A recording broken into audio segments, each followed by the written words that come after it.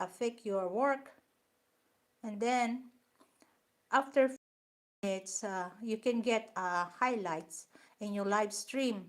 In that highlights, if you want it, it's make a 5 minutes video of highlights of your live stream, and that will also uh, uh, will give watch hour to your videos, and that's different for your live stream.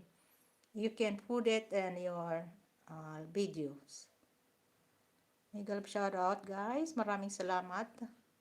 Thank you so much also. Kripa Soba Official, done watching your videos, your latest upload video. Okay, my sister, I will do that, my sister. Okay, Ashley.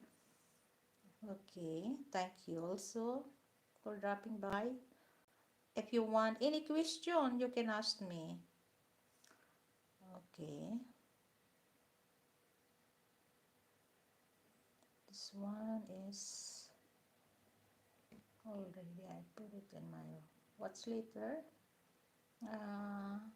Watch later for e-channel, multimedia. 1 hour kasi ito sa kanya. 1 hour ito. Ilalagay ko sa watch later.